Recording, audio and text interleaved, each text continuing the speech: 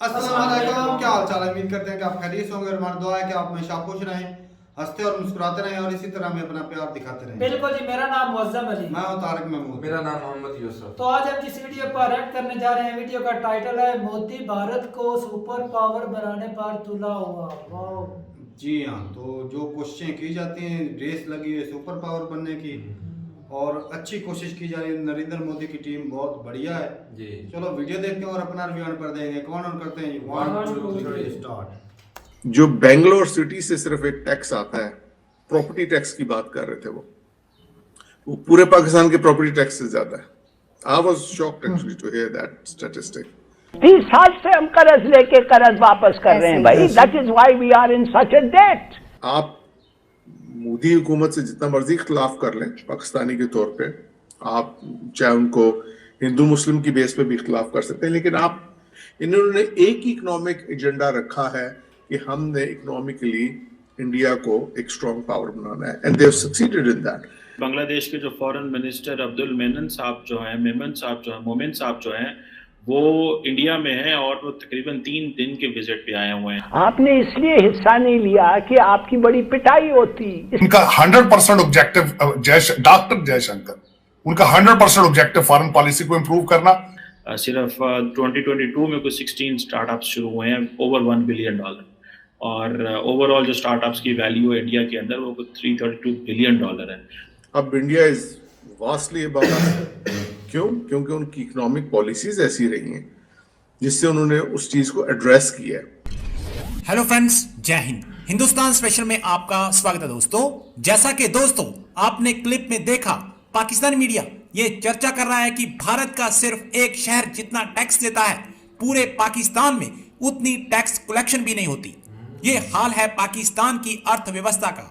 इसीलिए आज पाकिस्तान पर दिवालिया होने की तलवार लटक रही है। दूसरी तरफ इन दिनों बांग्लादेश के विदेश मंत्री डॉक्टर ए.के. अब्दुल मेमन भारत के 3 दिवसीय दौरे पर हैं। भारतीय विदेश मंत्री डॉक्टर एस जयशंकर ने बांग्लादेश के विदेश मंत्री से रविवार को मुलाकात की।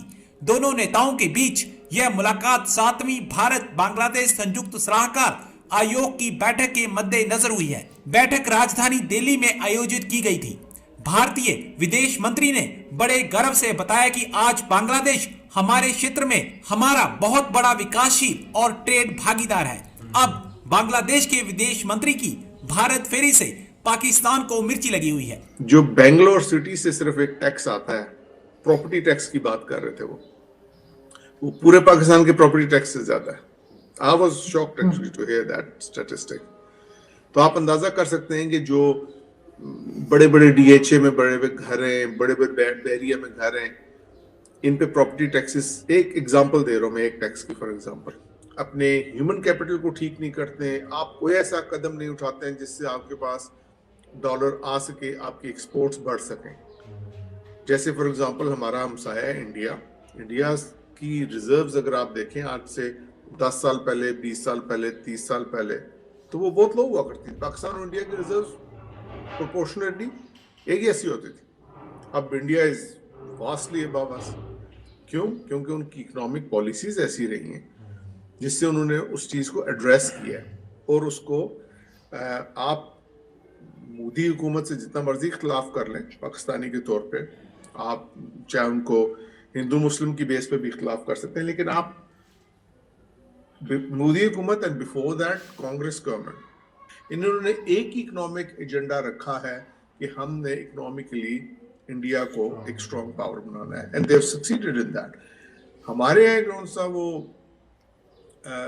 ये नहीं हुआ। हमारा जो एलीट कैप्चर है वो इतना सख्त है, और वो हमारा जो एलीट तबका वो इतना जालिम है और इतना सेल्फिश है, इतना खुदगर्ज और जालिम है।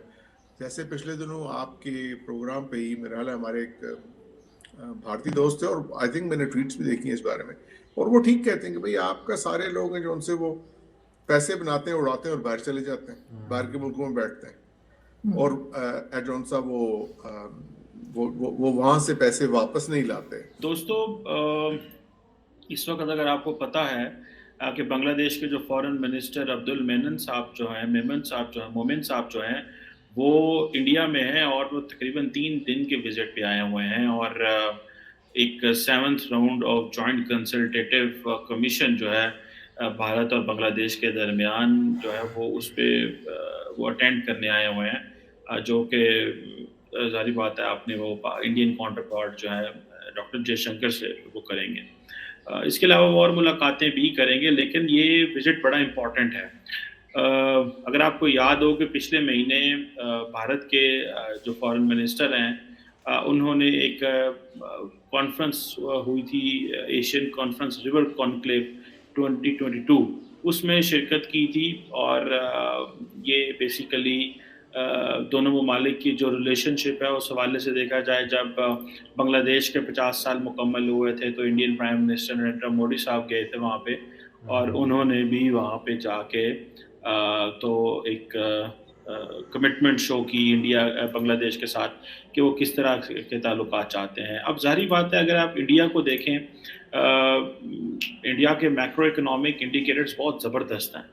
इंडियन जीडीपी को 3.2 ट्रिलियन डॉलर के करीब है। मैं देख रहा था वर्ल्ड बैंक ने जो फोरकास्ट किया हुआ है इंडिया को, वो कोई 2022-2023 के लिए वो 7.5% उनका ग्रोथ रेट है। फॉरेन एक्सचेंज रिजर्व जो RBI reserve bank of India के मुताबिक तकरीबन 597 बिलियन डॉलर पे खड़े हुए हैं।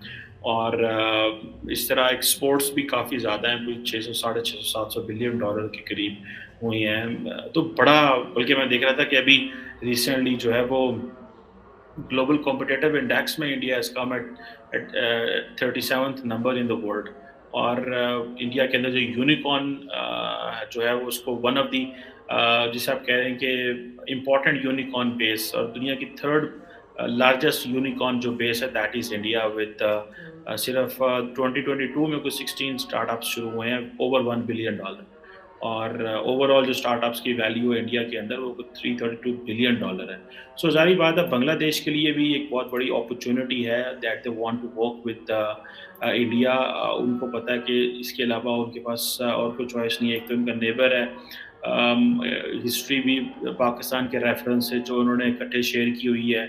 ये जाहिर बात है, ये चीज़ें जो हैं वो एक दूसरे को याद तो रखती हैं, और इन चीज़ों का बांग्लादेश के ऊपर भी बड़ा असर है। बांग्लादेश और इंडिया जो है वो, अगर मैं कहूँ कि जो मल्टी फेसेटेड बायलैटरल कोऑपरेशन है, जिसमें कनेक्टिविटी की बात है, एनर्जी, पावर सेक्टर, पानी के रिसोर्सेज के मसले हैं, बॉर्डर मैनेजमेंट है, डिफेंस सिक्योरिटी, तो इनमें काफ़ी ज़्यादा जो है वो दोनों ममालिक में हमआहंगी पाई जाती है, जो कि जारी बात है। ऑन दी अदर हैंड अगर आप पाकिस्तान बांग्लादेश के ताल्लुकात को देखें तो यू विल सी कि हमारे इनके साथ मसले जो हैं वो ख़त्म नहीं हुए, ना हुए हैं, ना ही शायद होंगे। तो भारत इसमें स्मार्ट खेला उन्होंने। वो ना सिर्फ वहां से तेल ले रहे हैं, उसको रिफाइन करके आगे दूसरे ममालिक को बेच रहे हैं। एक तो मैं ये बताना चाहूंगा, लेकिन ऐसा होता है जो इंडिपेंडेंट कंट्रीज होते हैं, जिनकी इकोनॉमीज होती हैं, जिनकी फॉरेन पॉलिसीज होती हैं, जिनके अंदर नेशनलिज्म होता है। देखे ना, मैं हमेशा, लोग मुझे कहते हैं शायद मैं पाकिस्तान बैशिंग करता हूं, जरा कंपेयर करके आप देख लें अपने फॉरेन मिनिस्टर्स को, पिछले को और जयशंकर को, तो आपको ये खुला सामने नजर आ जाएगा, खुली किताब की तरह, कि उनका 100% ऑब्जेक्टिव डॉक्टर जयशंकर, उनका 100% ऑब्जेक्टिव फॉरेन पॉलिसी को इंप्रूव करना और भारत की फॉरेन, हमारे देख लें। मैं समझता हूं बिलावल साहब पे मुझे कुछ कॉन्फिडेंस है, लेकिन अल्टीमेटली उनके पास मैंडेट मौजूद नहीं है।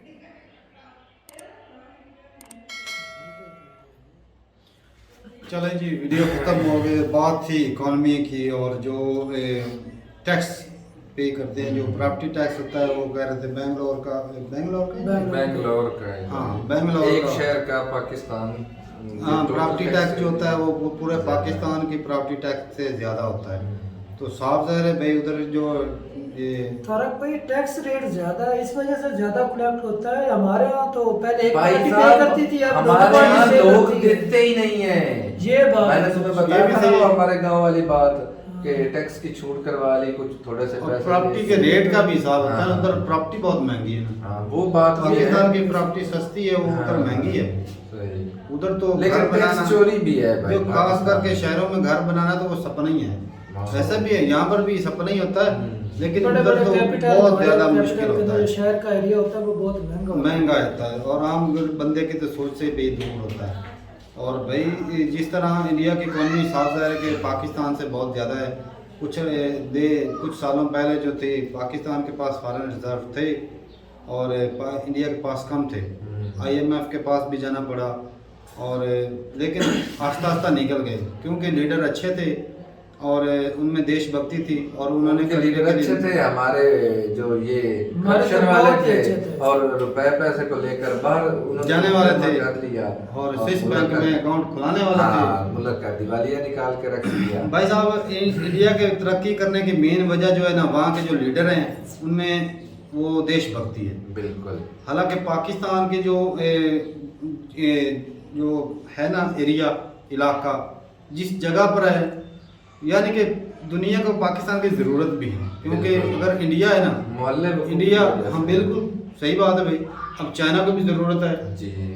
अफगानिस्तान है वो भी लैंडलॉक है कंट्री, उसको अगर कोई चीज़ इम्पोर्ट एक्सपोर्ट करनी हो तो पाकिस्तान के रास्ते से कर सकता है।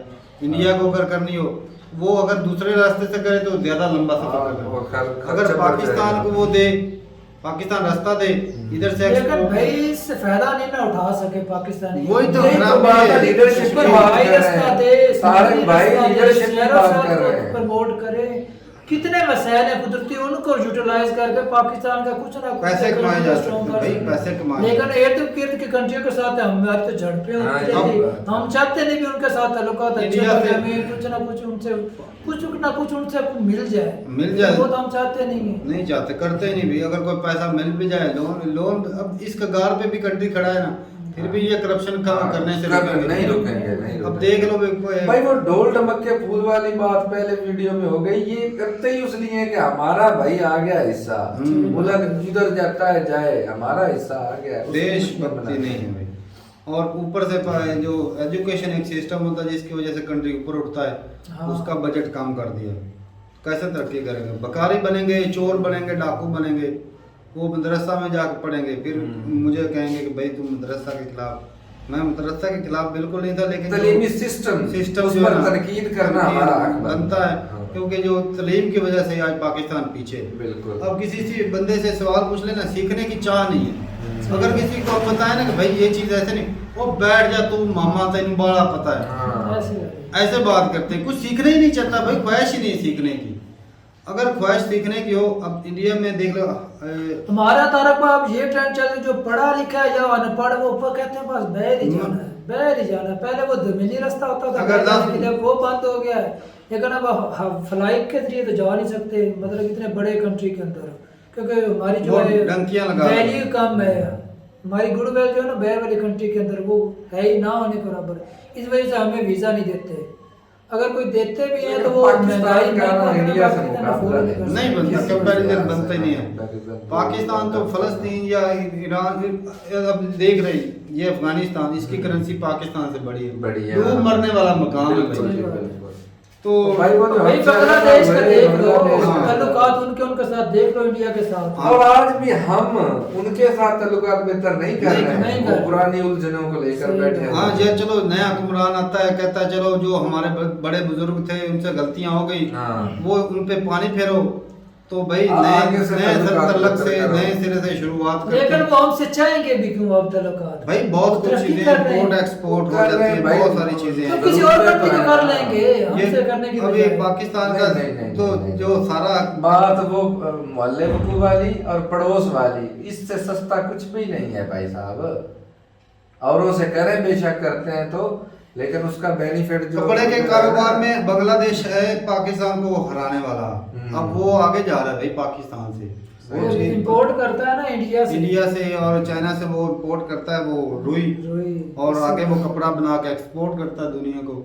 हमारे मुल्क में रुई भी पैदा होती है। तो इंडिया के ताल्लुकात भाई बांग्लादेश के साथ अच्छे हैं, वो क्योंकि हिस्ट्री की वजह से भाई पता कि आज़ाद करवाने के लिए बांग्लादेश को इंडिया का हाथ था, तो वो इस हिसाब से देखें तो भाई वो एक किस्म से वो कहते हैं ना वो एहसानमंद जिस तरह इंडिया ने अमेरिका की दोस्ती से फायदा उठाया था ना, अब बांग्लादेश भी उसी तरह कर रहा है, इंडिया की दोस्ती से फायदा उठा रहा है। लेकिन इंडिया और बांग्लादेश के कभी कभी ताल्लुकात खराब हो जाते हैं, क्योंकि उधर जो है ये हिंदू मुस्लिम के जब विवाद आते हैं ना, तो उधर जो हिंदू मिनोरिटी उनके ऊपर उधर भी तशद्दुद हो जाता है बांग्लादेश में, तो उस वजह से थोड़े से ताल्लुकात खट्टे पड़ जाते हैं।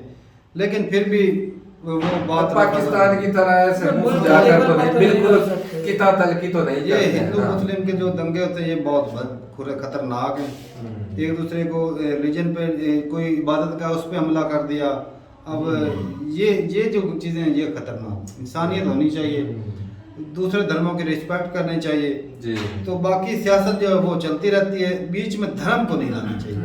सियासत जो है धर्म को ना थोड़ा साइड के रख के, खेल और सियासत, ये खेल और धर्म को साइड पे रखें, बाकी सियासत भाई खेलें। हाँ बिजनेस की सियासत हो रही, खेलें भाई। अगर कोई हम बोलते हैं ना कि हम आपसे सस्ती चीज़ें लेंगे या देंगे, तो वो एक दूसरे को फायदा दे के बंदा कर लेता है बिजनेस, वो आगे पीछे हो जाता है। लेकिन धर्म और जो खेल है ना, इसको साइड पे रखना चाहिए। और धर्म का जो खेल है वो तो है ही बहुत बिल्कुल। खतरनाक हो, उसमें ज्यादा नुकसान हो सकता है कंट्री का भी। और तो इंडिया में जो हो रहा है तो वो धर्म की वजह से ही हो धर्म रहा की है। वजह से है। तो ठीक है भाई, सियासत भी होती है इसमें, सियासत पक्की इन्वॉल्व होती है, क्योंकि जो बीजेपी है इस वक्त बहुत स्ट्रांग हो चुकी है और इसको तोड़ने के लिए ऐसे बड़े गंदे खेल खेले जा रहे हैं, जिसकी वजह से मुसलमान तो टारगेट हो ही रहे हैं। हाँ लेकिन सियासत इसमें भी शामिल है। बिल्कुल। तो वो सियासतदान इस्तेमाल करते हैं अनपढ़ और जाहिल लोगों को। तो ठीक है भाई। और जो अग्नि जो वीर थे, उन लोगों ने जो ट्रेनें जलाई, तो क्या उनको भी कोई गवर्नमेंट सजा देगी, उनके घर गिराएगी, या सिर्फ वो मुसलमानों का ही गिराएगी? तो ये ठीक है सवाल भाई, भी इस अच्छा सवाल का है। जरूर जवाब दीजिएगा। मिलते हैं नई वीडियो के साथ, तब तक के लिए इजाजत दें। अल्लाह हाफ़िज़।